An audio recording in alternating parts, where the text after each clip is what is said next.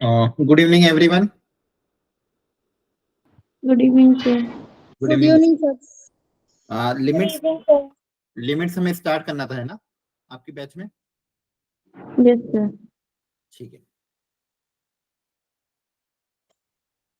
तो आज हम नए टॉपिक लिमिट्स के साथ स्टार्ट करते हैं।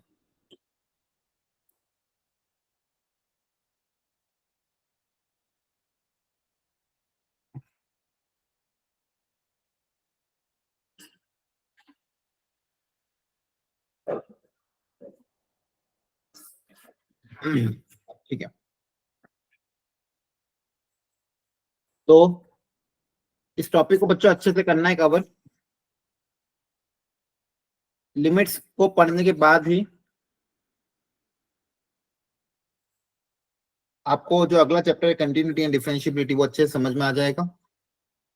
ठीक है, तो और ये चैप्टर भी, इससे भी डायरेक्ट क्वेश्चन, लिमिट से भी डायरेक्ट क्वेश्चन आता है जेई में, और जनरली जो क्वेश्चन होता है वो इजी मीडियम लेवल का होता है, तो वो डुएबल है। अगर आप अच्छे से करोगे तो क्वेश्चन डुएबल है। क्लियर है? चलो, तो पहले इस चैप्टर के कंसेप्ट को समझते हैं कि लिमिट्स का मतलब क्या होता है। ऑलरेडी क्लास 11th में इसका इंट्रोडक्शन हो गया था, आया ना? Yes, बोलो। sir. ठीक है, तो इस चैप्टर में होता क्या है, जैसे अगर मैं आपने देखा होगा किस तरह के क्वेश्चन आते थे। Limit x tends to 2 x + 2, इसका आंसर क्या आएगा? बोलो। 4. 4 आएगा। सब लोग बोलना है, ठीक है? सब लोग प्लीज जवाब देते रहना। थोड़ा सा मुझे हेल्थ इश्यू है, थोड़ा धीरे धीरे मैं पढ़ाऊंगा, लेकिन आप लोग जवाब देते रहना। तो यहाँ पे अभी अपन ने देखा कि लिमिट का ये जो मैंने बोला है x टेंड्स टू 2 की वैल्यू 4 आ रही है। अब इसको रीड कैसे करना है, ये रीड करना आना चाहिए, हाउ टू रीड, ताकि आपकी कॉन्सेप्ट क्लैरिटी हो। देखो ये बहुत, इसके बेसिक कंसेप्ट से ही उठ के अच्छे अच्छे क्वेश्चन बनते हैं, और बेसिक कंसेप्ट क्लियर हुए तो आपका हर क्वेश्चन करेक्ट हो जाएगा। लेकिन बेसिक कंसेप्ट में हल्का सा भी दिक्कत है तो अच्छे अच्छे क्वेश्चन में आप दिक्कत कर सकते हो, इसलिए बेसिक कंसेप्ट को ध्यान से रखना। अब इसको पढ़ना कैसे है, ये जो पूरा दिया हुआ है, इसका मतलब ये है कि if x approaches to, x की वैल्यू 2 की तरफ अगर अप्रोच कर रही है, देन जो फंक्शन है एफ एक्स, जैसे मान लो ये फंक्शन एफ एक्स मान लो, जिसके बारे में हम निकाल रहे हैं, अप्रोचेस, आंसर कितना आ रहा है 4, तो 4 को अप्रोच कर रहा है। यहाँ पढ़ के भी समझ में आता है कि x की वैल्यू अगर 2 की तरफ अप्रोच कर रही है, तो जो फंक्शन एफ एक्स होगा वो 4 की तरफ क्या कर रहा है, अप्रोच कर रहा है। हम भले लिख इक्वल टू 4 रहे, लेकिन आंसर मेरा क्या कर रहा है, 4 की तरफ अप्रोच कर रहा है। मतलब यहाँ पे जो आंसर आएगा 4.000001 आ सकता है, या फिर 3.99999 आ सकता है। तो ये लिमिट का आंसर है। और इसको पढ़ने का तरीका क्या है कि x अप्रोचेस टू, अगर x 2 की तरफ अप्रोच कर रहा है तो फंक्शन जो होगा 4 की तरफ अप्रोच करेगा। 4 के बराबर नहीं होगा, 4 की तरफ अप्रोच करेगा। अब 2 की तरफ अप्रोच करने का मतलब क्या है कि 2 के जस्ट पास में, तो हो सकता है x की वैल्यू 1.999 इस तरह की हो जाए। ये 2 से थोड़ा सा कम है, लेकिन 2 के लगभग पास ही है, तो 2 की तरफ अप्रोच करा। इसको हम जनरली डिनोट करते हैं 2 माइनस से। शॉर्ट में कैसे डिनोट करते हैं, 2 माइनस। 2 माइनस मतलब 2 से थोड़ा सा कम। एक तरीका ये हो सकता है। दूसरा तरीका क्या हो सकता है, 2 से थोड़ा सा ज्यादा, हल्का सा ज्यादा।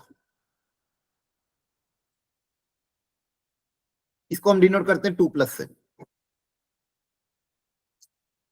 दोनों ही नंबर 2 के एकदम नियर बाय है, एग्जैक्टली 2 के बराबर नहीं, पर एग्जैक्टली 2 के बराबर नहीं। ध्यान रखना, यहाँ पे हमको क्या ध्यान रखनी है, x जो है 2 को अप्रोच कर रहा है, लेकिन 2 के एग्जैक्टली बराबर है क्या, नहीं। x की, हाँ, 2 की तरफ अप्रोच करे लेकिन 2 के बराबर नहीं है, ये ध्यान रखना है। x is not equal to 2, x is not equal to 2। 2 की तरफ वो जा रहा है, 2 की तरफ वो जा रहा है। अब लिमिट का कॉन्सेप्ट आया क्यों, क्योंकि कभी कभी क्या हो रहा था, कुछ फंक्शन इस तरह से बन रहे थे जहां पे फंक्शन की वैल्यू डिफाइन नहीं हो पा रही थी, लेकिन वहां पे मुझे फंक्शन का बिहेवियर अगर चेक करना था, तो मैं लिमिट का कॉन्सेप्ट अप्लाई किया। हमने क्या बोला, जैसे फॉर एग्जाम्पल कोई फंक्शन कंसिडर करता हूं मैं इसी तरह से x square minus 4 upon x minus 2, ये मैंने फंक्शन कंसिडर किया। अब यहां पे भी अगर मैं बोलता हूं कि फंक्शन की वैल्यू 2 पे बताओ कितनी होगी, मैं पूछता हूं आपसे फंक्शन की वैल्यू 2 पे बताओ कितनी होगी, तो आप क्या बोलोगे, बताओ कितनी होगी? 0. जीरो होगी। जीरो क्यों जीरो, क्यों? अनडिफाइंड। न्यूमरेटर जीरो की तरफ जा रहा है लेकिन डिनोमिनेटर भी तो जीरो बन रहा Yes, sir. है ना? तो यहाँ पे क्या हो रहा है, न्यूमरेटर डिनोमिनेटर दोनों एग्जैक्टली 0/0, तो क्या इसको अपन जीरो लिख सकते हैं क्या? यस सर नहीं, No, sir. ये क्या होगा? Not dependent. Not ये defined. डिनोमिनेटर भी जीरो है ना बच्चों, है ना? अब Yes, sir. यहाँ पे प्रॉब्लम आ गई कि अब फंक्शन की वैल्यू 2 पे मैं निकाल नहीं पा रहा हूँ, तो उन्होंने बोला ठीक है आप 2 पे डिफाइन नहीं कर पा रहे हो तो 2 के नेबरहुड में देखो। तो लेट्स चेक द बिहेवियर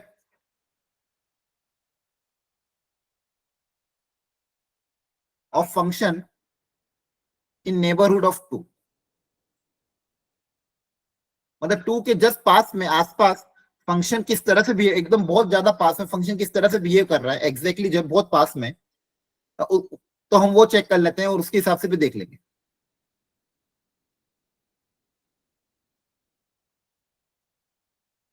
तो हमने क्या बोला, let's check the behaviour of the function in the neighbourhood of 2, मतलब 2 के नेबरहुड में हम देखते हैं फंक्शन का बिहेवियर कैसा है। तो ये नेबरहुड के कॉन्सेप्ट को अप्लाई करने के लिए उन्होंने लिमिट का कॉन्सेप्ट, तो हमको क्या निकालनी पड़ेगी, लिमिट। तो हमको लिखना पड़ेगा इस तरह से, limit x tends to d, यहाँ पे एक्स 2 के बराबर नहीं है लेकिन 2 के नेबरहुड में फंक्शन एफ एक्स। अब इसको सॉल्व कैसे करेंगे, देखो ध्यान से, x square minus 4 upon x minus 2, ठीक है?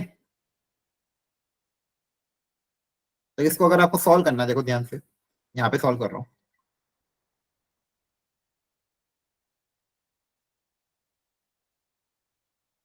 तो ये हो जाएगा लिमिट एक्स टेंड्स टू 2, ऊपर का फैक्टर क्या हो जाएगा, एक्स माइनस 2 एक्स प्लस 2, है ना? नीचे का factor x minus 2।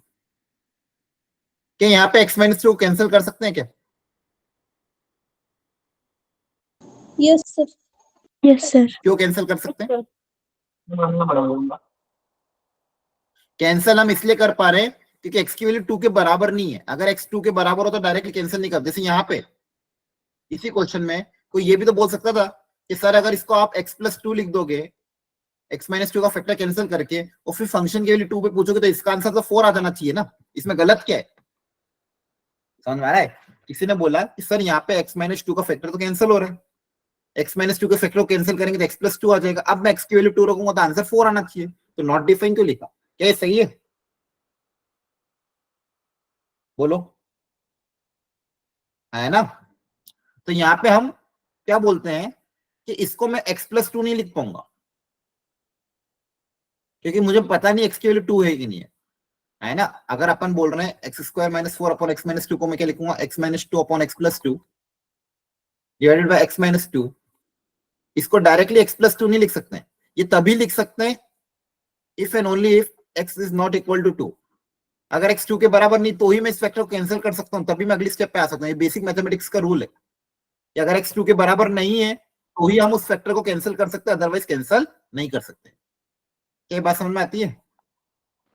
Yes, sir. है ना? यस तो सर यहाँ पे एक्स 2 को अप्रोच कर रहा है लेकिन 2 के बराबर तो नहीं है, तो यहाँ पे हम फैक्टर कैंसिल कर सकते हैं क्योंकि यहाँ पे एक्स की वैल्यू 2 के बराबर नहीं, 2 को अप्रोच कर रहा है। मेरा क्वेश्चन किस में कन्वर्ट हो जाएगा, एक्स प्लस 2, अब एक्स की जगह 2 रखेंगे तो आंसर कितना आ जाएगा, 4।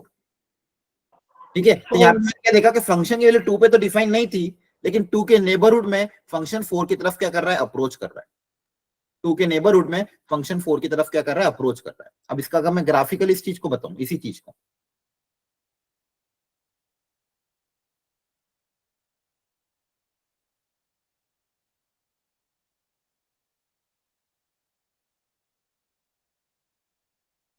इस फंक्शन का अगर आप ग्राफ ड्रॉ करोगे वो कुछ इस तरह से आएगा।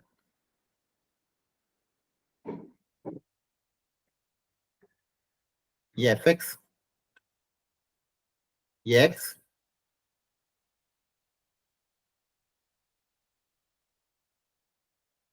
ये 2 पे, क्लियरली x इक्वल टू 2 पे क्या फंक्शन डिफाइंड है? देखो ध्यान से, यहाँ पे क्या आ रहा है, ओपन ब्रैकेट आ रहा है ना?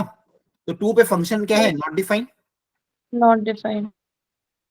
लेकिन 2 के नेबरहुड में थोड़ा सा पहले और थोड़ा सा आगे 2 माइनस पे और 2 प्लस पे दोनों ही तरफ से फंक्शन किसकी तरफ अप्रोच कर रहा है, 4 की तरफ अप्रोच कर रहा है ना? Yes, sir. तो लिमिटिंग वैल्यू मतलब फंक्शन अगर x 2 की तरफ अप्रोच करेगा तो फंक्शन किसकी तरफ अप्रोच करेगा, 4 की तरफ। तो ग्राफिकल तरीका। अब कुछ चीजें मैं ग्राफिकली आपको बताना चाहता हूं। जैसे मान लो एक ग्राफ ड्रॉ कर रहा हूं मैं, ये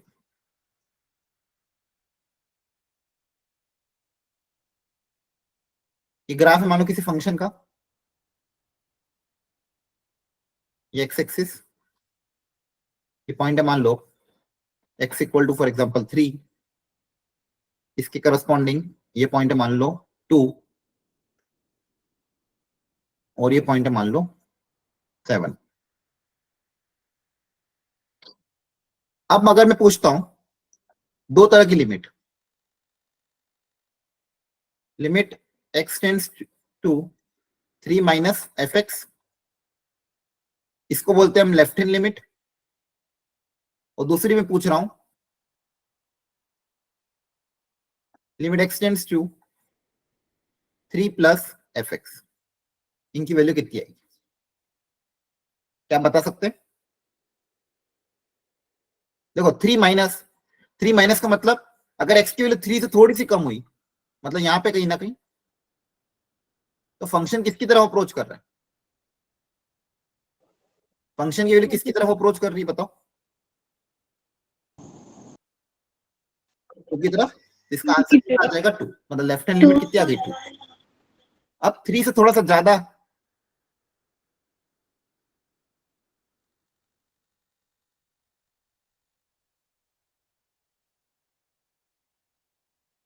थ्री से थोड़ा सा ज्यादा अगर मैं देखूंगा तो 3 से थोड़ा सा ज्यादा फंक्शन की वैल्यू किसकी तरफ अप्रोच कर रही है, 7 तो इसकी राइट हैंड लिमिट कितनी आ जाएगी, 7। लेफ्ट साइड से 3 है, राइट साइड से लिमिट कितनी है, 7।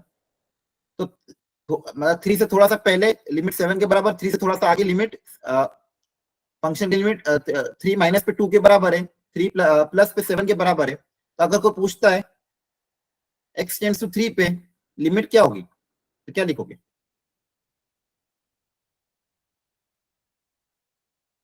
बताओ?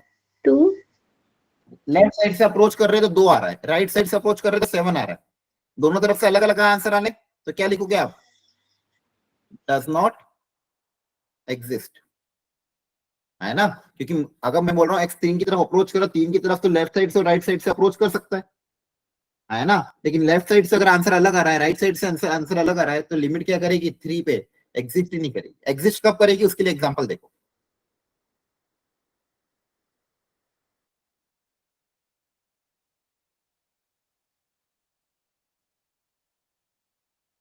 मान लो कोई फंक्शन कंसीडर किया,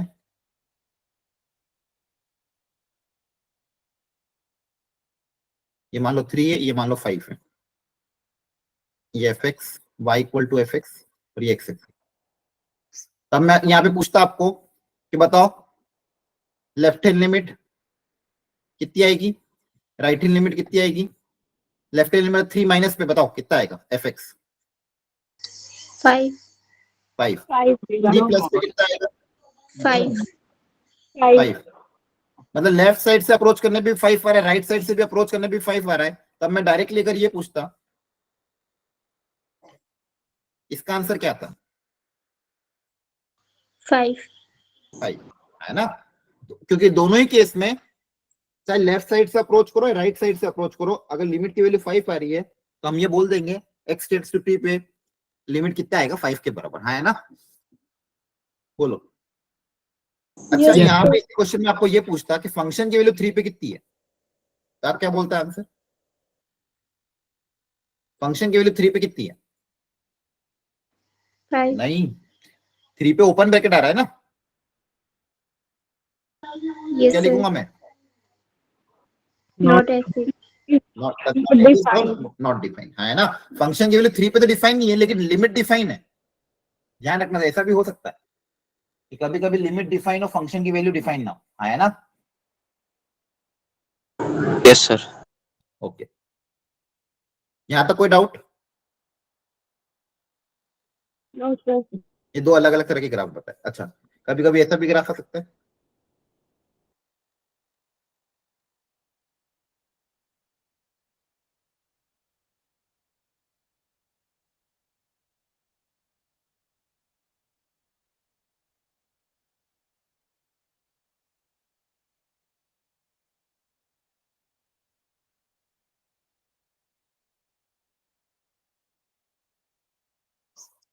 अब मैं आपको यहां पे पूछता कि बताओ फंक्शन की वैल्यू 4 पे कितनी है, तो बताओ क्या आंसर देते? 8. ए 4 की करस्पॉन्डिंग क्लोज ब्रैकेट यहाँ पे आ रहा है, और मैं आपको ये पूछता limit of the function at X equal to A 4 कितनी है? 5. 5। लिमिट किसके बराबर है? नेबरहुड में फंक्शन 5 की तरफ अप्रोच कर रहा है, 4 पे फंक्शन 8 की तरफ अप्रोच कर रहा है। क्या ये बात समझ में आती है? Yes, sir. Yes, sir. तो यहां से मैं ये बोल सकता हूँ कि लिमिट एग्जिस्ट कब करेगी? जब लेफ्ट हैंड लिमिट और राइट हैंड लिमिट आपस में बराबर हो, तो ही फंक्शन की लिमिट एग्जिस्ट करेगी। लेकिन अगर लेफ्ट हैंड लिमिट और राइट हैंड लिमिट अलग अलग आ गई, तो लिमिट क्या हो जाएगी? Not exceed. Exist, does not exist. क्या आएगी? Does not exist. अगर left hand limit right hand limit अलग अलग आ रही, नॉट इक्वल है, तो लिमिट क्या आ जाएगी इस पॉइंट पे? Does not exist. ठीक है, तो इन चीजों का ध्यान रखना। तो ये लिमिट का कंसेप्ट है। लेकिन यहाँ पे ध्यान रखने वाली बात ये है, जो मैंने स्टार्टिंग लाइन लिखी है, कैसे रीड करना है कि अगर x2 की तरफ अप्रोच कर, तो फंक्शन की वैल्यू भी 4 की तरफ अप्रोच कर रही है। Is not exactly equal to 4, 4 की तरफ क्या कर रही है? अप्रोच कर रही है ना। क्लियर हुआ यहाँ तक? Yes. Yes, sir. ठीक है, तो बेसिक फंडामेंटल डेफिनेशन क्या लिमिट की, कि अगर मैं बोलता हूं limit x tends to a f x, किसी फंक्शन की पॉइंट पे लिमिट एग्जिस्ट कर रही है, तो ये कब एग्जिस्ट कर रही है? इफ लेफ्ट हैंड लिमिट और राइट हैंड लिमिट आपस में क्या हो? बराबर हो. बराबर। और ये कोई ना कोई एक फाइनाइट वैल्यू की क्या होनी चाहिए? बराबर। क्लियर है? ये आपस में बराबर हो, कोई ना कोई फाइनाइट वैल्यू आ रही, तो लिमिट क्या करेगी? एग्जिस्ट करेगी, अदरवाइज लिमिट एग्जिस्ट नहीं करेगी। तो ये चीज हम Correct. अब इस लिमिट में हम जो क्वेश्चन हमने लिया था अभी, फॉर एग्जांपल ये वाला क्वेश्चन वापस लेता हूं, या फिर चलो दूसरा ले लेते हैं, x टेंड्स टू 0, या फिर ये ले लो, चलो एक्स स्क्वायर -4 अपॉन x -2। अगर x 2 की तरफ अप्रोच कर रहा है, तो यहाँ पे फंक्शन में क्या हो रहा है? जब x की वैल्यू 2 रख रहे हैं, तो न्यूमरेटर 0 की तरफ अप्रोच कर रहा है, डिनोमिनेटर भी क्या कर रहा है? 0 की तरफ अप्रोच कर रहा है ना। Yes, sir. Yes, sir. Yes, sir. ठीक है, जब x की वैल्यू 2 की तरफ अप्रोच कर रही है, तो यहाँ पे ध्यान रखने वाली बात क्या है कि न्यूमरेटर भी 0 की तरफ अप्रोच कर रहा है, डिनोमिनेटर भी 0 की तरफ अप्रोच कर रहा है। तो इस टाइप के फॉर्म को हम बोलते हैं इनडिटरमिनेट फॉर्म। इस टाइप के फॉर्म को हम क्या बोलते हैं? Indeterminate form. ऐसा क्यों बोलते हैं कि जब मान लो न्यूमरेटर 0 की तरफ अप्रोच कर रहा है, डिनोमिनेटर भी 0 की तरफ अप्रोच कर रहा है, तो ओवरऑल फंक्शन किस तरफ जाएगा ये हम डिटरमाइन नहीं कर पाएंगे। क्योंकि जनरली मैथ्स में क्या बोलते हैं कि अगर मान लो बहुत छोटे से नंबर से मल्टीप्लाई करो, तो आंसर बहुत छोटा आता है, कुछ ना कोई स्मॉलर वैल्यू आती है। किसी बहुत स्मॉलर नंबर से डिवाइड करे तो आंसर बहुत लार्ज आता है। अब यहाँ पे दोनों हो रहा है, ऊपर छोटे नंबर से मल्टीप्लाई भी हो रहा है, नीचे छोटे नंबर से डिवाइड भी हो रहा है, तो ये नंबर किस तरफ जाएगा, इसका आंसर क्या आना चाहिए, वो हम डिटरमाइन नहीं कर पाते हैं। इसलिए इस तरह के फॉर्म को हम क्या बोलते हैं? Indeterminate form. क्या बोलते हैं? Indeterminate form. क्या ये बात समझ में आ रही है? Yes, sir. है ना। Yes, sir. अच्छा, अब ऐसे ही तरह के 7 इनडिटरमिनेट फॉर्म होते हैं, आपने 11th में देखे होंगे 7, जिनको हम डिटरमाइन नहीं कर पा रहे। तो 7 इनडिटरमिनेट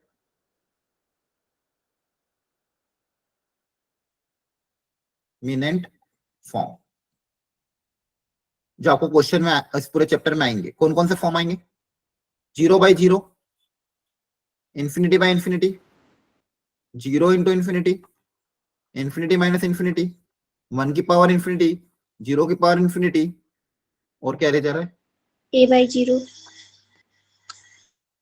नहीं, एक और कोई रह जा रहा है ना।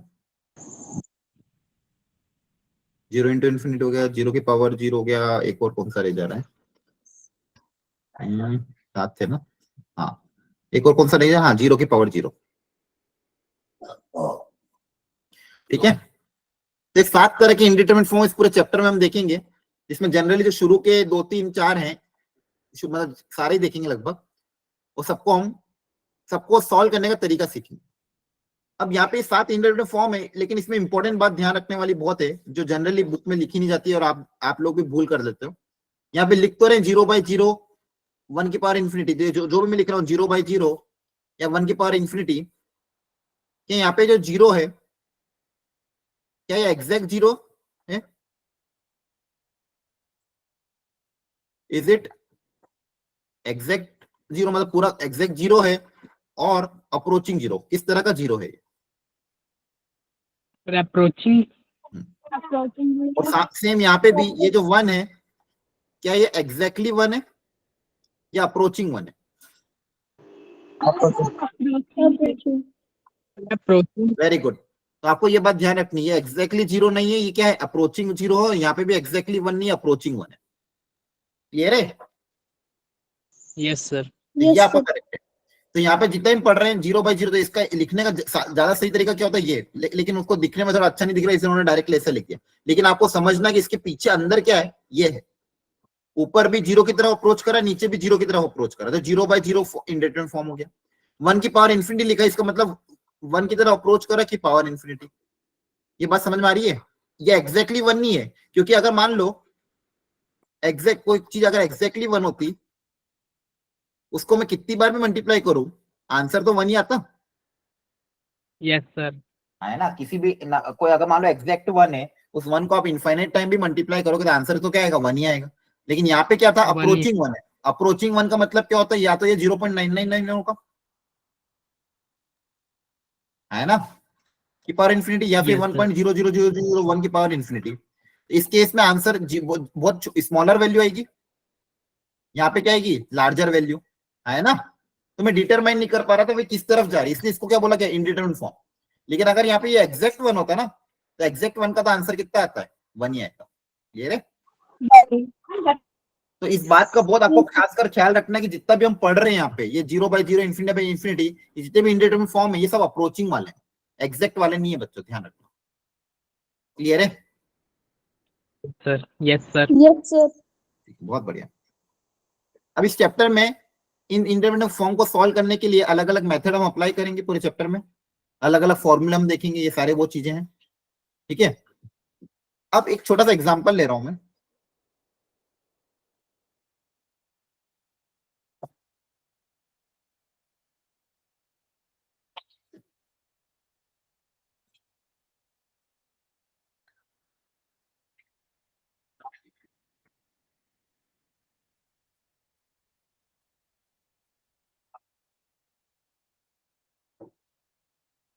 ये मान लो, तो यहाँ पे अगर x कॉमन 3 रखेंगे तो क्या हो रहा है? न्यूमरेटर भी 0 की तरफ जा रहा है, डिनोमिनेटर भी 0 की तरफ जा रहा यस सर। है ना। तो ये क्या हो गया? 0/0 का इंडिटरमिनेट फॉर्म। अब इसको सॉल्व करना है। सॉल्व करने के लिए फैक्टराइज करेंगे। ऊपर के फैक्टर क्या बनेंगे? x-3 x-2 upon x-3। x 3 के बराबर तो नहीं है, तो यहाँ पे फैक्टर तो कैंसिल कर सकते हैं। जैसे फैक्टर को कैंसिल करोगे, आपका आंसर क्या आ जाएगा? 3 - 2 दैट इज 1। क्लियर है? 1। है ना। ठीक है, अब मैं इसी क्वेश्चन में थोड़ा Yes, सा और मॉडिफाई करता हूं।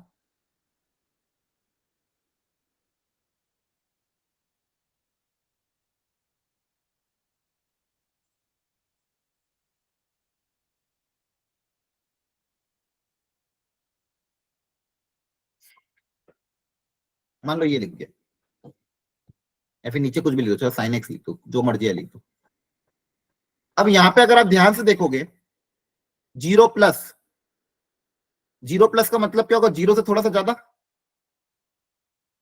Upon Yes, sine sir. Of 0 से थोड़ा सा ज्यादा एंगल, है ना?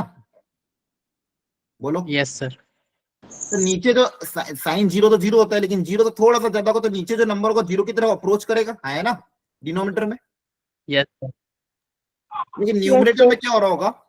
0.0000 समथिंग, इसका ग्रेटेस्ट इंटीजर, यहाँ पे ग्रेटेस्ट इंटीजर है, ये जो ब्रैकेट है किसका है? Greatest integer, greatest integer function. तो 0.001 का ग्रेटेस्ट इंटीजर कितना आएगा? 0. 0 आएगा। 0. तो यहाँ पे 0 बच्चों आया है आंसर, ये क्या कौन सा वाला है? ये एग्जैक्ट 0 है। और नीचे जो Exact आंसर आ रहा है वो 0. क्या है? अप्रोचिंग 0। Approaching 0. आ रही बात समझ में? तो क्या ये 0/0 का इंटीजर फॉर्म है क्या? No, sir. नहीं, 0/0 का इंटीजर फॉर्म कब होता है? जब ऊपर भी 0 की तरफ अप्रोच करता है, नीचे भी 0 की तरफ अप्रोच करता है।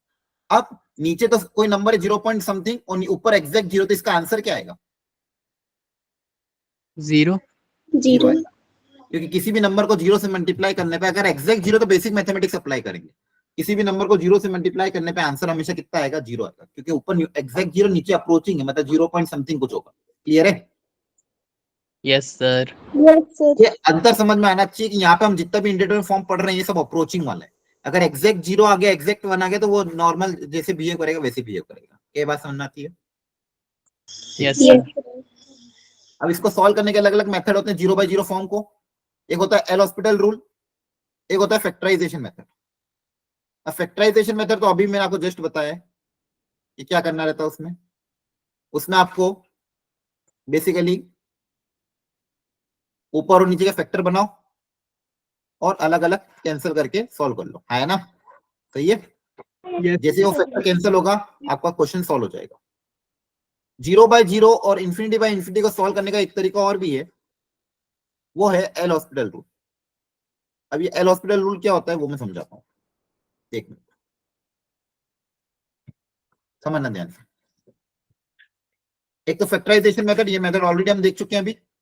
ऊपर का फैक्टर बनाओ, नीचे का फैक्टर बनाओ, कैंसिल कर दो, आंसर आ जाएगा। देखो ध्यान से, ये देखा था भी क्वेश्चन, ये वाला क्वेश्चन, ऊपर नीचे फैक्टराइज किया, एक फैक्टर कैंसिल कर दिया, आंसर आ गया, है ना? ये मेथड क्लियर है? Yes, sir. Yes, sir. ठीक है। एक मेथड होता है एल हॉस्पिटल रूल, ये जनरली बहुत जल्दी हो जाता है, और ये अप्लाई व्हेन, कब अप्लाई करोगे? जब 0/0 का इंडिटरमिनेंट फॉर्म होगा और इंफिनिटी का इंडिटरमिनेंट फॉर्म होगा। अगर ये दो तरह के इंडिटरमिनेंट फॉर्म है तो आप एल हॉस्पिटल रूल अप्लाई कर सकते हो। अब ये रूल होता क्या है? अगर मान लो x टेंड्स टू a पे दो तरह के फंक्शन गिवन है, और दोनों x को a रखने पे 0 की तरफ जा रहे हैं, या फिर दोनों ऊपर नीचे इंफिनिटी की तरफ जा रहे हैं, तो इस लिमिट को सॉल्व करने के लिए आप क्या कर सकते हो? इसका आंसर वापस से यही आएगा। अगर ऊपर डिफरेंशिएट कर दो अलग से, नीचे का भी डिफरेंशिएशन सेपरेटली कर दो, ऊपर का डिफरेंशिएशन अलग, नीचे का डिफरेंशिएशन अलग, तो अब जो आंसर आएगा और पहले जो आंसर आएगा, दोनों से आंसर क्या आएगा? सेम आएगा। तो एल हॉस्पिटल रूल में हम करते हैं क्या है, इसका प्रूफ अभी आपके सिलेबस में नहीं है, ठीक है? प्रूफ आपको भी नहीं करना।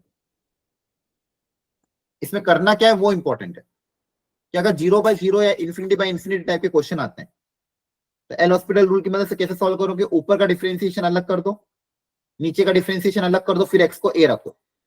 ए रखने पे अगर मान लो इंडिटरमिनेंट फॉर्म हट गया तो वहीं आपका आंसर आ जाएगा, और मान लो एक्स को ए रखने पे इंडिटरमिनेंट फॉर्म नहीं हटा तो वापस से फिर से वापस डिफरेंशिएट करोगे, तब तक करते जाओगे जब तक इंडिटरमिनेंट फॉर्म हटना जाए। आई बात समझ में? Yes, sir. ओके, अब इसको क्वेश्चन के थ्रू समझाते हैं, देखो ध्यान से। यहाँ पे दो क्वेश्चन नहीं गिवन है, इसको मैं फैक्टराइजेशन से भी करूंगा और एल हॉस्पिटल रूल से भी करूंगा।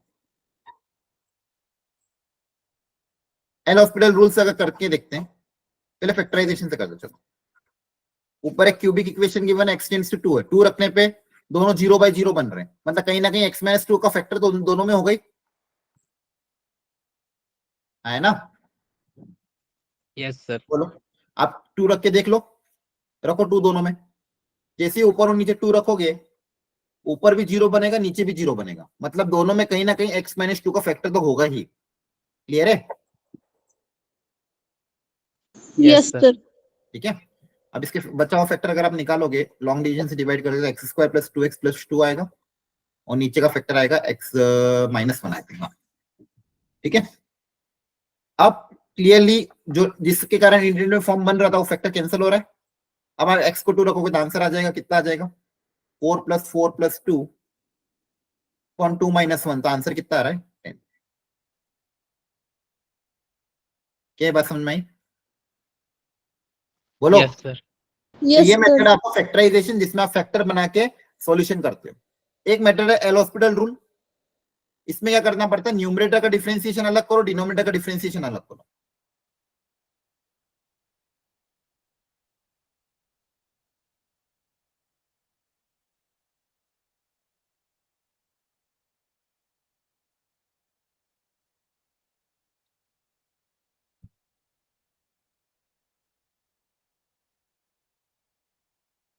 तो ऊपर का डिफरेंशिएशन बताओ क्या आएगा?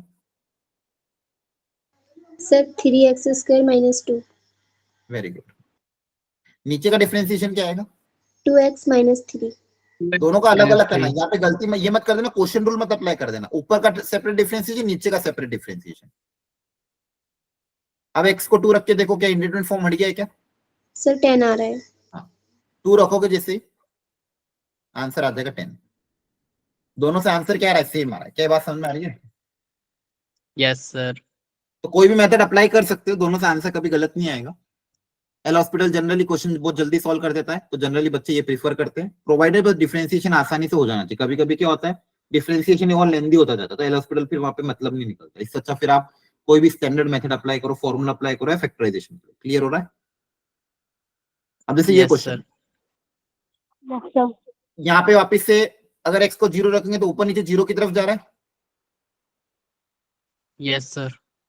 तो 0/0 का इंडिटरमिनेंट फॉर्म है, तो हम यहाँ पे एल हॉस्पिटल लगा सकते हैं। सर लगा सकते हैं। चलो डिफरेंशिएट करके बताओ क्या आएगा। ऊपर ऊपर का डिफरेंशिएशन करो, नीचे का डिफरेंशिएशन करो।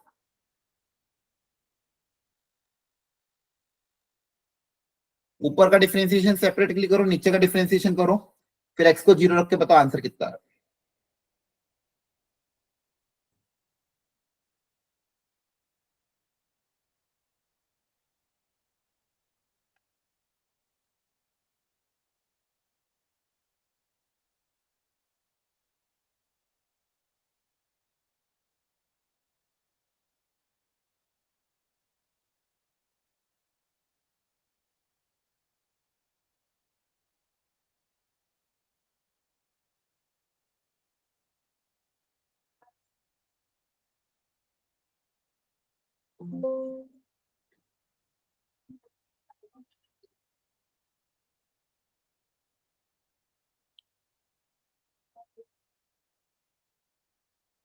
करा सॉल्व? तो देखो ऊपर का डिफरेंशिएशन क्या होगा, 1/5 आगे आ जाएगा, पावर आगे आ जाती है, Yes, sir. और पावर में से एक -1 हो जाता है ना? So, minus 1/5. हाँ। और फिर चेन रूल में क्या होता है, पहले पावर का करते फिर अंदर का करेंगे। अब अंदर वाले का डिफरेंशिएशन कितना होगा, 1 का डिफरेंशिएशन 0 माइनस x का डिफरेंशिएशन -1 है ना? और ये बच्चे में -1 का डिफरेंशिएशन कितना हो जाएगा 0, और नीचे का डिफरेंशिएशन 1। समझ में आ रहा है? ऊपर अलग डिफरेंशिएट के, नीचे अलग डिफरेंशिएट के। अब x को अगर आप 0 रख दोगे तो x को 0 रखने पे देखो कितना आ जाएगा, 1 की पावर कुछ भी आंसर 1 आएगा, तो आंसर कितना आ जाएगा -1/5। आया कि नहीं समझ में? Yes, sir. Yes, sir. ठीक है। घर पे बच्चे थोड़ी प्रैक्टिस करना है, थोड़ा घबराओ मत, धीरे धीरे आप घर पे वापस इसको रीअटेम्प्ट करोगे, सब ठीक हो जाएगा। अब अगला इंपॉर्टेंट कॉन्सेप्ट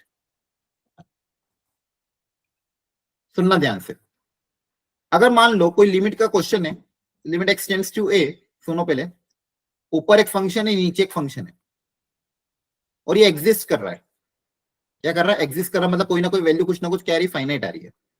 लिमिट इसकी क्या कर रही है, एग्जिस्ट कर रही है। f(x/gx) एक फंक्शन है और लिमिट एग्जिस्ट कर रही है, और इसमें इफ x को a रखने पे gx मान लो 0 की तरफ जा रहा है, डिनोमिनेटर में जो फंक्शन है वो किसकी तरफ जा रहा है, 0 की तरफ। तो अगर इसको एग्जिस्ट कर रही है और इसका आंसर फाइनाइट आ रहा है, तो देन कंपल्सरी x को a रखने पे मान लो gx की वैल्यू 0 आ रही है। फॉर एग्जांपल x को a रखने पे gx की वैल्यू कितनी आ रही है? 0 आ रही है। तो कंपलसरी x को a रखने पे fx भी आपका क्या हो रहा होगा? 0 आ रहा होगा। तो तभी तो ये 0/0 का फॉर्म बन के आंसर फाइनाइट आएगा, है ना। अगर ऐसा मान लो नहीं होता है, अगर मान लो आप बोलते कि सर ऐसा ही क्यों हो रहा है, अगर मान लो आप नहीं होता ऐसा, मान लो कि डिनोमिनेटर आपका 0 की तरफ जा रहा है, ये तो मैंने बोल दिया इफ अगर डिनोमिनेटर 0 की तरफ जा रहा है, अगर न्यूमरेटर में मान लो कोई फाइनाइट वैल्यू तो ये वैल्यू इन्फिनिटी की तरफ अप्रोच करेगी, है ना। बोलो। Yes sir. न्यूमरेटर में अगर 0 के अलावा कुछ और आ गया, न्यूमरेटर में अगर 0 के अलावा कुछ और आ गया तो आंसर क्या जाएगा? इन्फिनिटी की तरफ जाएगा। आंसर किसकी तरफ जाएगा? इन्फिनिटी की तरफ। तो अगर इसका ये लिमिट एग्जिस्ट कर रही है और आंसर अगर फाइनाइट है तो अगर और डिनोमिनेटर अगर 0 की तरफ जा रहा है देन न्यूमरेटर को भी x पे a रखने पे 0 की तरफ जाएगा। ये बात समझ में आती है? यस है ना। मतलब कहीं ना कहीं वो 0/0 का इंडिटरमिनेट फॉर्म बन रहा होगा तभी उसका आंसर क्या आ रहा है? फाइनाइट आ रहा है। नहीं तो अगर मान लो न्यूमरेटर कुछ और हो, डिनोमिनेटर 0 की तरफ जाए तो आंसर इन्फिनिटी की तरफ जाएगा, फिर फाइनाइट नहीं आएगा। तो बस इस कॉन्सेप्ट को आपको याद रखना कि अगर लिमिट एग्जिस्ट कर रही है, आंसर फाइनाइट है, मतलब 0/0 कहीं ना कहीं बन रहा होगा। आ रही बात समझ में?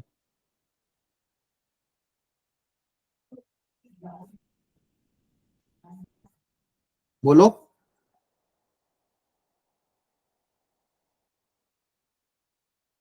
समझ में आ रहा है? Yes sir. यस यस ठीक है, अब इस क्वेश्चन को सॉल्व करो।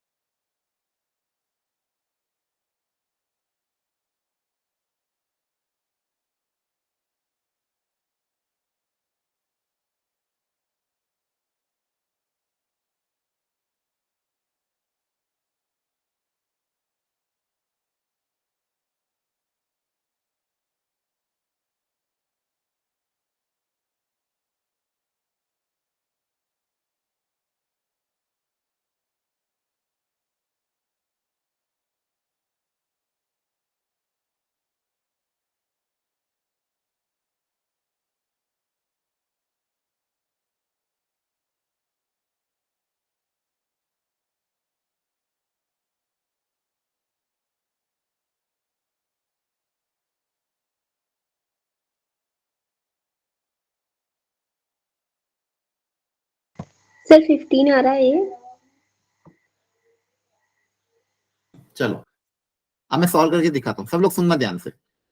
अच्छा, x को -2 रखने पे नीचे क्या हो रहा है? मान लो इसको fx मान लो, ऊपर वाले को, नीचे वाले को gx मान लो। x को -2 रखने पे ये जो x² + x - 2 क्या है? 0 हो रहा है, यस सर। है ना। मतलब x अगर -2 की तरफ अप्रोच करेगा तो डिनोमिनेटर 0 की तरफ अप्रोच कर रहा है। Yes sir. बोलो। Yes zero sir. न्यूमरेटर को भी 0 की तरफ अप्रोच करना चाहिए, तभी तो आंसर एग्जिस्ट, तभी तो लिमिट एग्जिस्ट करेगी, है ना। Yes sir. तो मतलब x को -2 रखने पे जो फंक्शन fx है वो भी क्या आना चाहिए? ऊपर वाला जो फंक्शन उसको मैंने fx मान लिया, वो भी 0 आना चाहिए, है ना। तो क्या हो जाएगा? 3 इंटू -2 का whole square a into -2 plus a -3 ये क्या आ जाएगा? 0 आ जाएगा, है ना। यस क्लियर है? सर।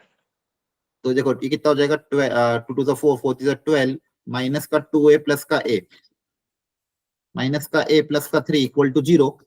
यहाँ से a कितना आ रहा है? 15। ये बात समझ में आई? सर हाँ बोलो। सर इसको एल हॉस्पिटल रूल से भी कर सकते हैं सॉल्व। ठीक है, हाँ कर सकते हो। उससे एक भी बार यही आ ट्राई रहा करके है देख लेते हैं। सर, अगर यही एल, आ रहा है। हाँ वेरी गुड, अगर 0/0 बन रहा है तो एल हॉस्पिटल लगा सकते हो, कोई दिक्कत नहीं है। तो वो भी लगा के देख लेते हैं। इसको रुको, मैं यहाँ पे साइड में लिख लेता हूँ। x बराबर -2 पे x² + x - 2 आपका 0 हो रहा था, तो ये 0/0 फॉर्म बन रहा है। ठीक है, तो ये भी 0 होना पड़ेगा। ये आपने सॉल्व कर लिया। मेथड 2, कि अगर एल हॉस्पिटल अप्लाई करें, एल हॉस्पिटल मतलब ऊपर का डिफरेंशिएशन अलग, नीचे का डिफरेंशिएशन अलग। ऊपर का डिफरेंशिएशन क्या हो जाएगा? 6 6x plus A. x plus a very good. नीचे का डिफरेंशिएशन कितना हो जाएगा? 2x 2x plus plus 1 2x plus 1 है ना? yes sir Yes, sir. पर अच्छा, पर यहां से आप ए कैसे निकाल रहे हो? सर वैल्यू रख दिया और इक्वल टू 0 करके आ गया था। नहीं नहीं, पर ये लिमिट का आंसर 0 क्यों हो रहा है? ये थोड़ी दिया है क्वेश्चन में। ये लिमिट 0 के बराबर ये कहां दिया है? ये तो मान लो लिमिट एग्जिस्ट करे इतना बोला है। अब एग्जिस्ट करी तो आंसर तो कुछ भी आ सकता है ना। आपने तो क्या करा, x को -2 रखने पे आंसर 0। क्या लिमिट की वैल्यू 0 आ रही है क्या? लिमिट तो कुछ भी आ सकता है। नहीं, गलती। यस सर तो आपको लिमिट का एल हॉस्पिटल तब अप्लाई कर सकता था जब इसका आंसर मुझे कुछ ना कुछ दिया हो। अगर इसका आंसर कुछ ना कुछ दिया होता तो मैं एल हॉस्पिटल अप्लाई कर सकता हूँ। आ रही बात समझ में? यस सर अगर आंसर की वैल्यू नहीं गिवन है तो फिर आपको यही तरीका अपनाना पड़ेगा। क्लियर है? बहुत अच्छा क्वेश्चन है। क्या सबको समझ में आ रहा है? जेई में इस पे क्वेश्चन आया हुआ है। कैसा क्वेश्चन आया हुआ है? ये वाला। अब ये वाला आप ट्राई करो। यहाँ पे आपको ए और बी दोनों निकालने हैं और फाइनली ए प्लस बी की वैल्यू पता करनी। करो ट्राई।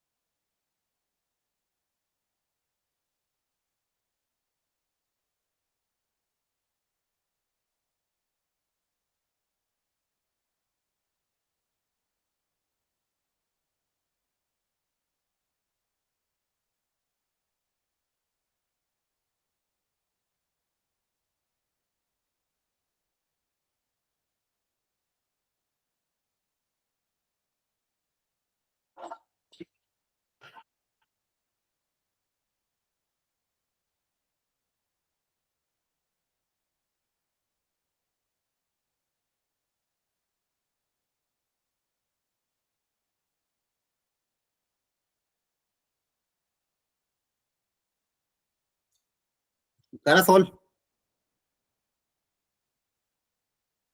सीखो अच्छे सर से। ए -3 आ रहा। करेक्ट। और बी? अब देखो इसको सॉल्व करने का तरीका समझो सब लोग। x को 1 रखने पे क्या डिनोमिनेटर 0 की तरफ जा रहा है ना? सर जा रहा है। तो न्यूमरेटर को भी 0 की तरफ अप्रोच करना पड़ेगा, है ना? Yes, sir. इसको आप fx मान लो। अगर डिनोमिनेटर 0 की तरफ जा रहा है तो न्यूमरेटर को भी 1 रखने पे आंसर क्या आना चाहिए? 0 आना चाहिए।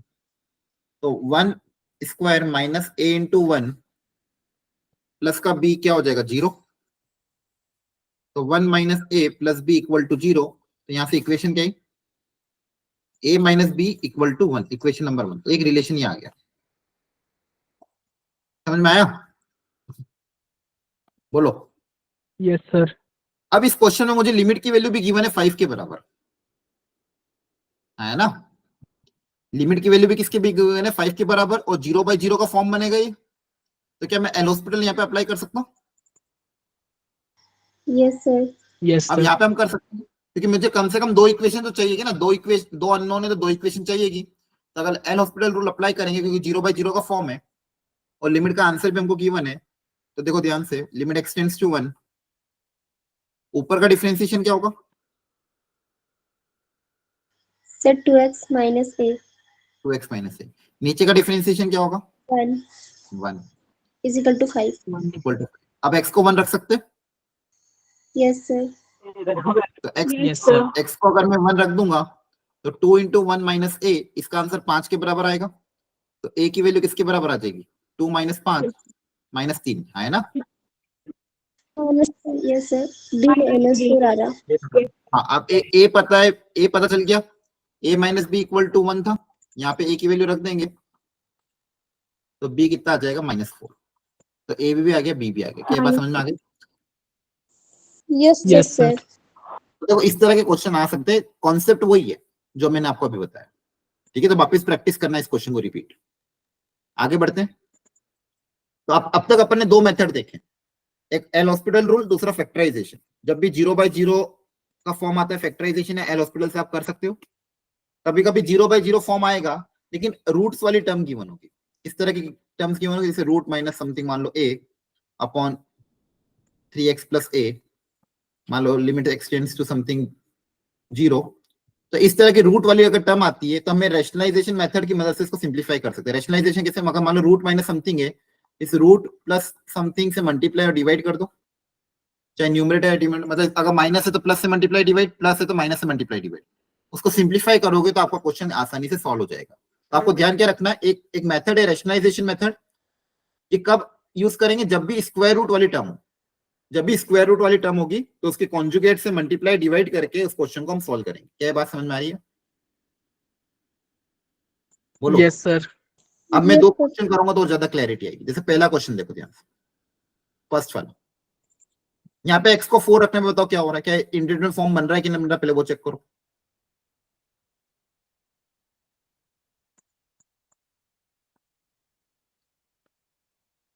बन रहा है, सर बन रहा है। ऊपर भी 0 की Yes, तरफ sir. जा रहा है, तो ये 0/0 का फॉर्म है ना? बोलो। तो मुझे बताओ इसका yes Yes, sir, sir. Rationalising क्या होगा, काई से मल्टीप्लाई काई से डिवाइड करेंगे, बताओ। न्यूमरेटर में जो टर्म है उसका रैशनलाइजिंग फैक्टर क्या होगा, काई से मल्टीप्लाई काई से डिवाइड करूं? Root And root 4x 4x plus plus हाँ, 9 5. Root plus four x 5. Plus 9। अब यहाँ पे -5 है तो +5 से मल्टीप्लाई, और अगर मल्टीप्लाई किया तो डिवाइड भी करना पड़ेगा, क्वेश्चन को तो चेंज नहीं कर सकते। तो इस नंबर से मैंने मल्टीप्लाई डिवाइड कर दिया। कोई doubt? No sir. No, sir. No, No, sir. sir. तो यहाँ पे देखो एडिशन से कोई दिक्कत नहीं है, क्योंकि एडिशन वाले में नंबर फाइनाइट आ रहा है। प्रॉब्लम किससे था? माइनस वाले के साथ, कि माइनस वाले में x को 4 रखने पे आंसर 0 की तरफ जा रहा है, एडिशन में तो 0 की तरफ नहीं जाएगा। अब इससे फायदा क्या होगा, नीचे तो एक फैक्टर x-4 पहले से था, और एक रूट वाला फैक्टर आ गया, प्लस की टर्म्स में, प्लस की टर्म्स में आ रहा तो कोई दिक्कत नहीं है। ऊपर a plus B A minus B का फॉर्मूला अप्लाई होगा, तो A square minus B square लग जाएगा। a plus B A minus B का फॉर्मूला क्या होता है? ए square minus B square. Yes, sir. तो इस रूट वाले का स्क्वायर कितना होगा? 4x प्लस 9 ही होगा, है ना? न्यूमरेटर में देखो क्या बन रहा है, a plus B A minus b, a plus B A minus b क्या होता है? ए स्क्वायर माइनस बी स्क्वायर। तो फर्स्ट वाले का स्क्वायर करोगे तो ये आएगा, सेकंड वाले का स्क्वायर करेंगे तो क्या आएगा? 25 आएगा। Yes sir. 25. ठीक है, चलो अब देखो ध्यान से क्या बच गया यहाँ पे, बताओ न्यूमरेटर में क्या बचेगा? 4x माइनस 16 बचेगा, है ना? Yes, sir. अरे बोलो। ऊपर से 4 कॉमन आ रहा है, ऊपर से 4 कॉमन आ रहा है। Yes, yes, sir. Yes sir. अब जो फैक्टर मुझे कैंसिल करना था अल्टीमेटली फाइनली, जिसके कारण 0/0 फॉर्म बन रहा था, x को 4 रखने पे 0/0 बन रहा था, और फाइनली x-4 का फैक्टर कैंसिल हो गया, आपका इंडिटरमिनेट फॉर्म हट जाएगा। अब आपका डायरेक्ट आंसर आ जाएगा। अब ये फाइनली क्या हो जाएगा, इसको मैं ऊपर लिख रहा हूं इधर, ऊपर तो बचेगा 4, नीचे क्या बचेगा? रूट ऑफ 4x प्लस 9 और प्लस का 5, है ना? Yes, sir. Yes, sir. अब यहाँ पे x को आप 4 रख दो, 4 रखने पे देखो क्या होगा, 4 यहाँ पे 16 बनेगा, 16 मतलब सॉरी 25 बनेगा, 5 प्लस 5, आंसर कितना आ जाएगा? 4/10। क्या ये बात समझ में आ रही है? Yes, sir. सबको Yes, क्लियर हो sir. कैसे किया मैंने क्वेश्चन सॉल्व? Yes, sir. ठीक है, अब सेकेंड वाले में मुझे बताओ, अब यहाँ पे 2 रूट वाली क्वांटिटी है, तो अगर 2 रूट वाली क्वांटिटी तो इसको कैसे रेशनलाइज करेंगे?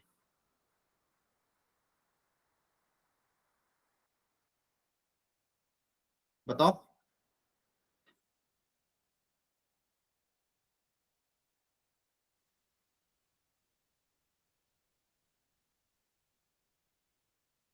बोलो, इसका रेशनलाइजिंग फैक्टर क्या होंगे? मल्टीप्लाई करेंगे। हाँ, दोनों का करना पड़ेगा, तो न्यूमरेटर का करोगे तो क्या आएगा? +5 है ना। Yes sir. तो अगर +5 से मल्टीप्लाई किया तो इसी +5 से डिवाइड करना पड़ेगा, है ना बच्चों। ऊपर वाले का रेशनलाइजिंग फैक्टर से मल्टीप्लाई डिवाइड कर दिया, और नीचे वाले के लिए भी करना पड़ेगा। बोलो, सही लिखा है? -2 है तो +2 से मल्टीप्लाई डिवाइड। क्लियर हो गया यहाँ तक? Yes sir.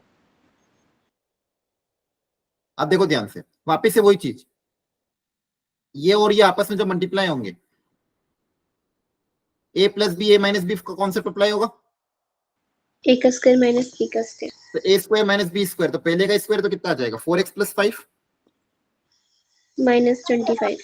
माइनस का 25। और नीचे अगर ध्यान से देखेंगे, इसको और इसको मल्टीप्लाई करेंगे, तो a + b a² - b², है ना। क्लियर हो रहा है? Yes sir. Yes sir. और बची हुई टर्म क्या क्या वो लिख लेते हैं। बची हुई टर्म में एक ऊपर का रूट प्लस वाला बचेगा, प्लस वाले से तो कोई दिक्कत नहीं हुआ, तो वो एक फाइनाइट वैल्यू देगा, उससे मेरे को कोई प्रॉब्लम ही नहीं है।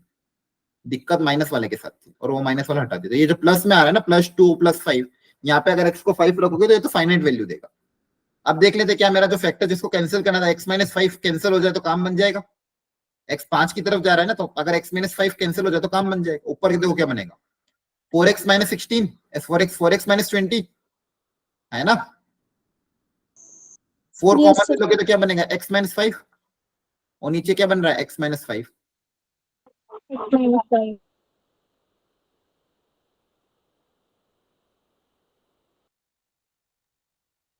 क्लियर है? अब क्लियरली ये वाला फैक्टर कैंसिल हो रहा है। x को आप 5 आप रख सकते हो, है ना। 5 जैसे ही रखोगे आंसर क्या आ जाएगा? 4 इंटू यहाँ पे 5 रखोगे तो 20 + 5 25, दैट इज 5 + 5 मल्टीप्लाई बाय यहाँ पे 5 रखोगे तो 4, दैट इज 2 + 2। आंसर क्या आ जाएगा बताओ? 4, ये कितना जाएगा? 4 4 4 16, 16 इंटू 10 160। आई बात समझ में? Yes sir. ठीक है। यहाँ पे वापस क्या कर, अपने डबल बार रेशनलाइज किया। डबल बार क्या हुआ? कहाँ गड़बड़ हो गई?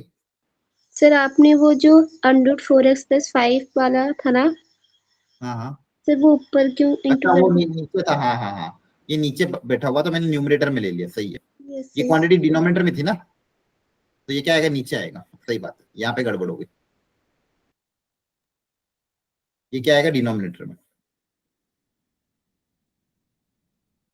तो डिनोमिनेटर में आएगा तो ये कितना आ जाएगा? 1/10। आंसर कितना आ जाएगा? 4 4 16/10। अब सही है? क्लियर हो गया? Yes sir. ठीक है, एक बार रिपीट करना इसको, सॉल्व घर पे आ जाएगा समझ में। यहाँ तक कोई डाउट है किसी को? No sir. No sir. एक एक करके सारे कंसेप्ट हम पढ़ते जा रहे हैं।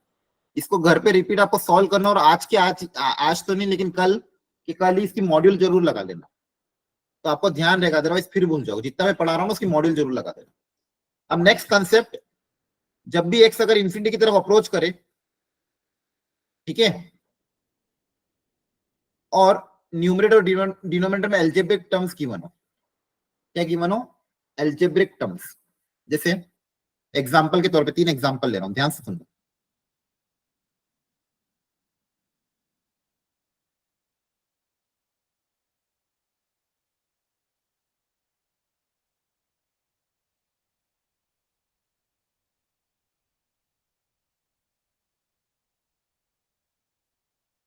एक क्वेश्चन ये है, एक वेराइटी मान लो ये। यहाँ पे देखो क्या है, ऊपर और नीचे हाईएस्ट पावर सेम है। न्यूमरेटर की हाईएस्ट पावर कितनी है? 3। डिनोमिनेटर की भी हाईएस्ट पावर कितनी है? 3। कभी कभी क्या होगा, मानो डिनोमिनेटर में पावर ज्यादा आ रही है और न्यूमरेटर में पावर मान लो कम आ रही है, एक वेराइटी ये बन सकती है। पहली वेराइटी जब न्यूमरेटर और डिनोमिनेटर में पावर सेम, सेकेंड वेराइटी ऊपर पावर नीचे पावर ज्यादा ऊपर पावर कम, और थर्ड लास्ट वेराइटी जब ऊपर पावर ज्यादा नीचे पावर कम। हाँ ये तीन ही तो बन सकती है ना? अरे बोलो। Yes, sir. ठीक है, ये तीन तरह की वेराइटी है। अब इन तीनों में एक कॉमन चीज क्या, अगर एक्स इन्फिनिटी की तरफ अप्रोच कर रहा है, एक्स किसकी तरफ अप्रोच कर रहा है? Infinity. अगर एक्स इन्फिनिटी की तरफ अप्रोच कर रहा है तो इस तरह के क्वेश्चन को कैसे सॉल्व करना है? अब देखो ध्यान से। अच्छा मुझे एक चीज बताओ, अगर एक्स इन्फिनिटी की तरफ अप्रोच कर रहा है और डिनोमिनेटर में है, ऊपर मानो कोई नंबर है कांस्टेंट, इसका आंसर क्या आएगा? ऊपर एक कोई छोटा सा नंबर, हाँ नीचे एक ऐसा नंबर जो बहुत लार्ज नंबर, एक छोटे से नंबर को बहुत बड़े नंबर से अगर आप डिवाइड करोगे तो आंसर 0 आएगा क्या? Yes, है sir. ना? तो किसी भी कांस्टेंट मानो के है, किसी भी कांस्टेंट के सी वी कुछ भी लेमडा ले लो, मानो कुछ भी, किसी कांस्टेंट को अगर अपन एक्स से डिवाइड करेंगे, किसी भी छोटे से नंबर को एक लार्ज नंबर से आप डिवाइड करोगे तो आंसर 0 की तरफ अप्रोच करेगा, पहले बात तो। अब यहाँ पे हम क्या कर रहे हैं, जब ऊपर और नीचे पावर सेम हो बच्चों, जब ऊपर और नीचे पावर क्या हो, सेम हो, आप क्या करो, जस्ट जो बिगेस्ट टर्म है वो कॉमन निकाल लो, या फिर उस बिगेस्ट कोफिशिएंट बिगेस्ट पावर से दोनों ऊपर नीचे डिवाइड कर दो। अगर ऊपर और नीचे से मैं एक्स क्यूब कॉमन निकालू या ऊपर और नीचे एक्स क्यूब से डिवाइड कर दो तो देखो क्या बनेगा, बताओ। डिवाइडिंग या फिर टेक कॉमन, कॉमन लो या डिवाइड करो, बात एक ही है। Taking x cube common from numerator and denominator, है ना? बोलो। Yes, sir. तो जैसे एक्स क्यूब कॉमन लोगे आपका क्वेश्चन सॉल्व हो जाएगा। ऊपर से एक्स क्यूब कॉमन लेंगे तो बताओ क्या क्या बचेगा? 5 -2/x Minus 2x Upon plus X, 4/x upon cube X, बड़े बच्चे, नीचे क्या बचेगा? एक्स क्यूब 4 कॉमन लेंगे plus 5/x square 5 by X square plus 1/x cube. cube. और एक्स क्यूब जो कॉमन है वो तो कैंसिल हो जाएगा, Yes, sir. है ना? एक्स क्यूब ऊपर से कॉमन लिया, Yes, एक्स क्यूब नीचे से कॉमन लिया, आपस में कैंसिल कर दिया, ये बचा। अब देखो इससे हुआ कि अगर एक्स इन्फिनिटी की तरफ जा रहा है तो ये क्या होगा, ये 0 की तरफ जाएगा,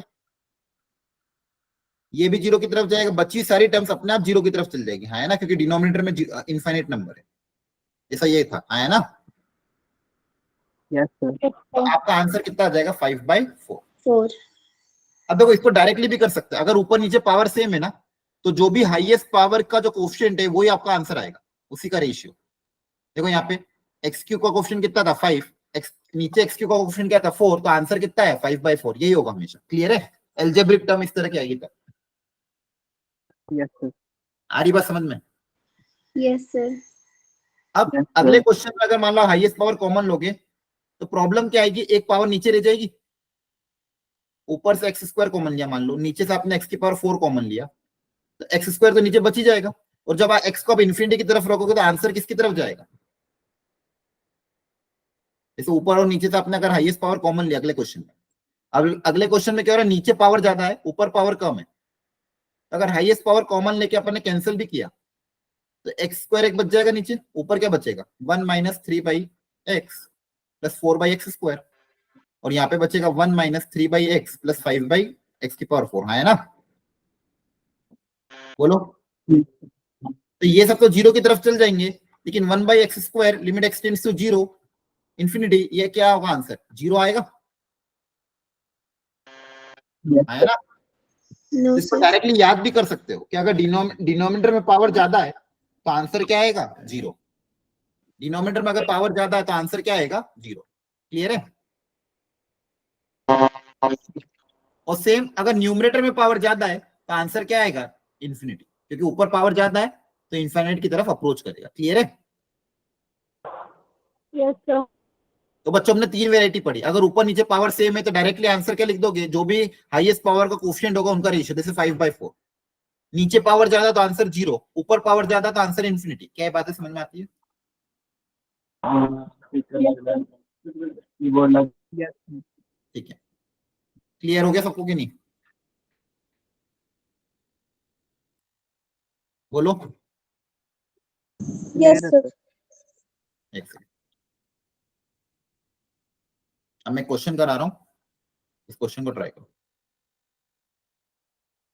ये 4 क्वेश्चन है, शांति से ट्राई करो, जल्दी से, मतलब शांति से करो, 1 मिनट के अंदर अंदर, प्रॉपरली ध्यान रखते हुए। 30 सेकंड में हो जाएगा वैसे तो। इनके चारों पार्ट के आंसर कितने आएंगे आपको बताना है।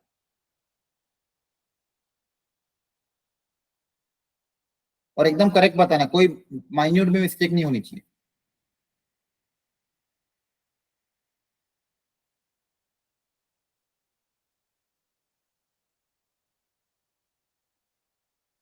सर पहले का 1/5। ठीक है, देखते हैं, चारों कर लो फिर एक साथ डिस्कस करें।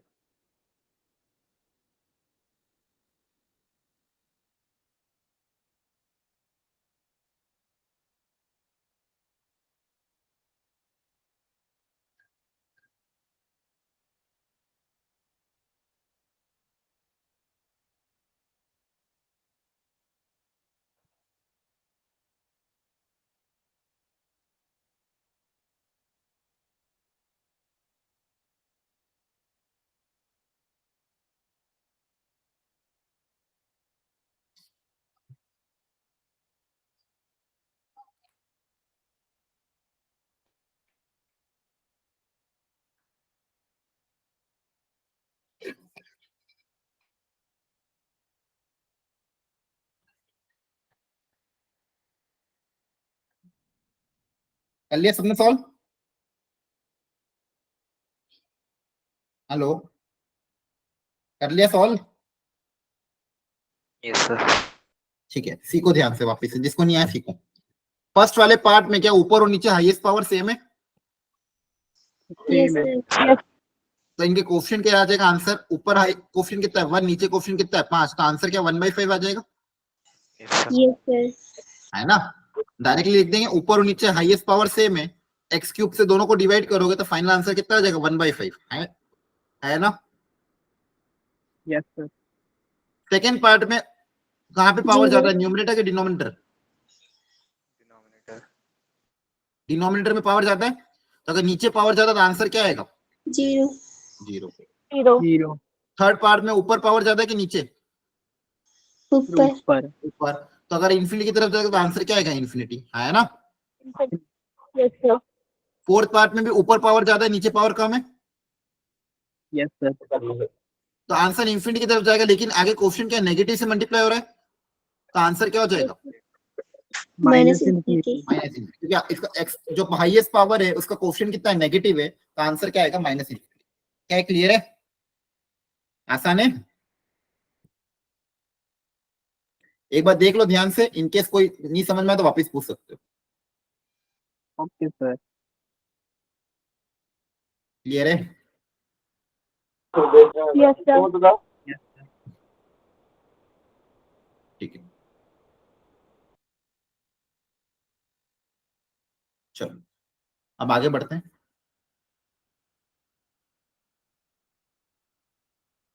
ये सब देख लेना। अब जैसे ये कभी कभी क्वेश्चन बच्चों माइनस इन्फिनिटी के टर्म्स में आ जाता है, तो इस टाइप के क्वेश्चन को करने के लिए आप एक तरीका अपना लेना, इससे आपकी गलतियां कम होंगी। जब भी माइनस इन्फिनिटी है ना, इसको प्लस इन्फिनिटी में कन्वर्ट कर दो। कैसे कन्वर्ट करोगे? एक्स की जगह नया वेरिएबल ले लो -t। एक्स की जगह क्या अज्यूम कर लो, पूरे क्वेश्चन को हम -t से अगर रिप्लेस कर दें, तो अगर एक्स माइनस इन्फिनिटी की तरफ जा रहा है तो t किसकी तरफ जाएगा? प्लस इन्फिनिटी की तरफ, है ना? Yes sir. ठीक है, तो आप जनरली अपना जितने भी क्वेश्चन की इन्फिनिटी के लिए किए ना, तो कभी अगर नेगेटिव इन्फिनिटी में क्वेश्चन आता है तो उसको पॉजिटिव इन्फिनिटी में बदल देना। क्या ये बात समझ में आती है? बोलो। सर। ये यहाँ पे लिखा हुआ है नोट। जैसे इसको आप x की जगह -t रखोगे तो पूरा क्वेश्चन में क्या कन्वर्ट हो जाएगा? -2t क्यूब -t + 1 अपॉन नीचे t क्यूब + t + 1। अब वही क्वेश्चन हो गया, ऊपर और नीचे हाईएस्ट पावर सेम है, तो बता आंसर क्या आ जाएगा? ऑप्शन कितना है? -2। वेरी गुड, -2/1, है ना? t यस क्यूब से सर। ऊपर नीचे डिवाइड कर दो।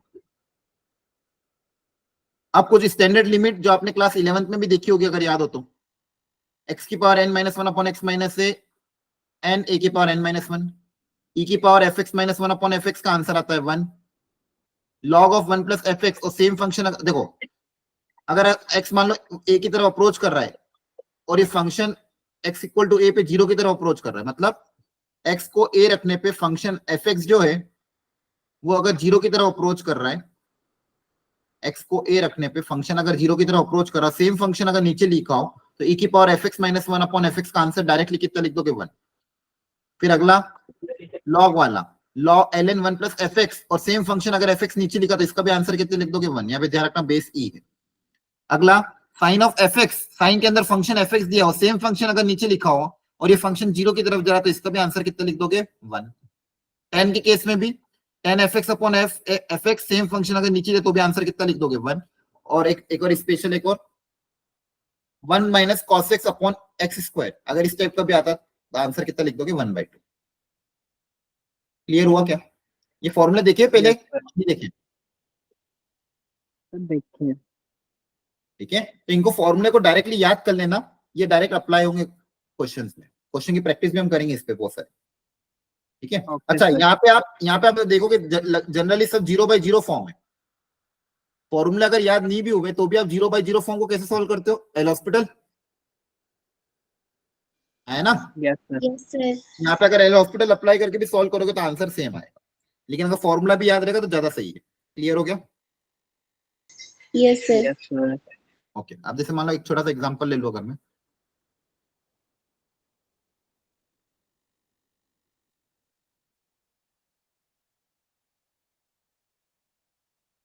क्या इसका आंसर कितना आएगा बता सकते हो?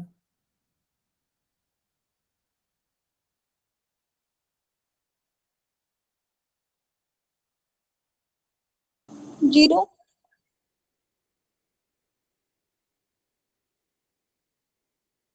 1 देखो फॉर्मूला क्या था, sine f x upon f x, और फंक्शन अगर जो साइन के अंदर फंक्शन है वो अगर 0 की तरफ जा रहा है, सेम फंक्शन अगर नीचे लिखो तो आंसर कितना आएगा 1 1. tan के केस में भी आंसर कितना आएगा 1। तो यहाँ पे भी सेम है, साइन के अंदर जो फंक्शन है x को 3 रखने पे 0 की तरफ जा रहा है, सेम फंक्शन नीचे दिया हुआ तो आंसर कितना आएगा 1 आएगा। आई बात समझ में? yes sir,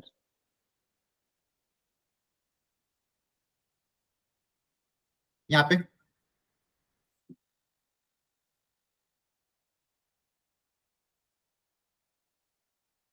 बताओ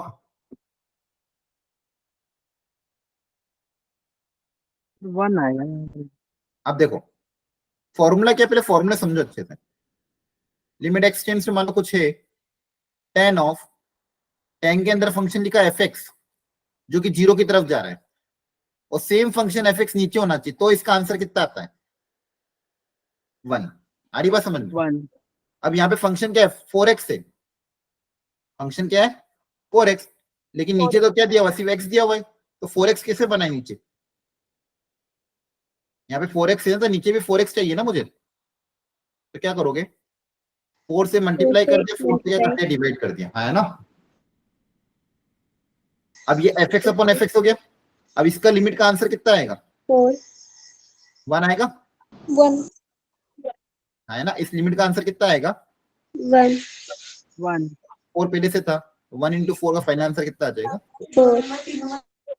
आई बात समझ में? तो कॉन्सेप्ट क्या है, ये फॉर्मूले जितने भी हैं, sine f x upon f x, tan f x upon f x, log 1 plus f x upon f x, ये फंक्शन अगर 0 की तरफ जा रहा है और सेम फंक्शन अगर नीचे लिखा तो आंसर डायरेक्टली कितना लिख सकते हो 1 लिख सकते हो। आ रही बात समझ में? आया ना, बोलो। सर ये बगल में साइन और tan क्यों लिखा रहता है? क्या हुआ? सर बगल में साइन और tan क्यों लिखा रहता है? नहीं, ये एक फॉर्मूला, एक तरह का ट्रिग्नोमेट्रिक लिमिट्स का फॉर्मूला है। कि sine x upon x, limit x tends to 0, इसका आंसर कितना आएगा 1, एल हॉस्पिटल से भी लगाओगे तो। और इसको जनरलाइज करने का देखिए, साइन के अंदर कोई मान लो फंक्शन है और सेम फंक्शन जो नीचे दिया हुआ है जो कि 0 की तरफ जा रहा है, तो भी आंसर कितना आ जाएगा 1 आ जाएगा। सेम tan के केस में भी। आ रही बात समझ में? Yes sir. ठीक है, जैसे यहाँ पे limit x tends to infinity, sine 3 की पावर x डिवाइडेड बाय 3 की पावर x। अब यहाँ पे क्या है, 3 की पावर इन्फिनिटी तो इन्फिनिटी की तरफ जा रहा है, तो यहाँ पे इसको 1 लिख सकते हो क्या? बोलो। Yes, sir. नहीं नहीं नहीं, 1 लिख सकते हैं क्या? Sir.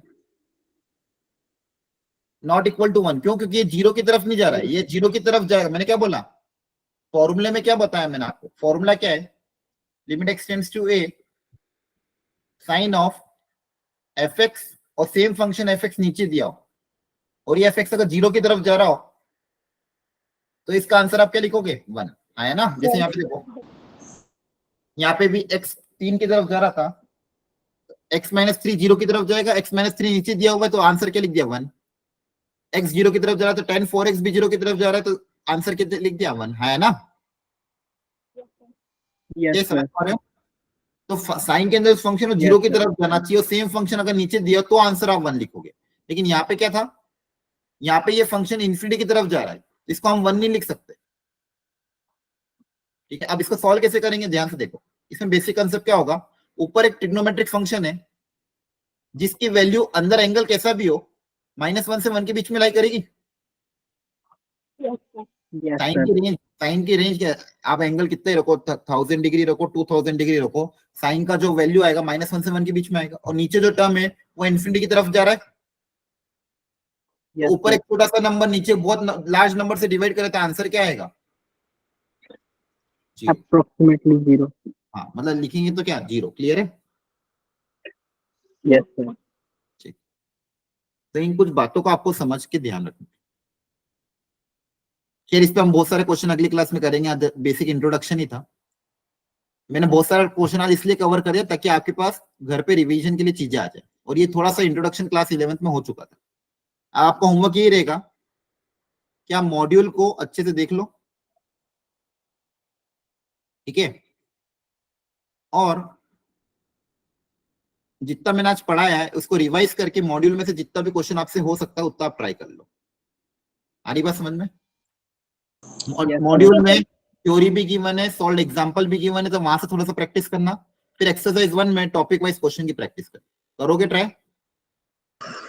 Yes, sir. Yes, sir. Yes, जो ट्राई sir. करोगे तभी जाके आपको समझ में आएगा। आगे वाले क्लासेस में आपको मैं जेई के अच्छे प्रीवियस ईयर क्वेश्चन करूँ, लेकिन अगर आप मॉड्यूल सॉल्व करके आओगे तो आपको ज्यादा समझ में आएगा।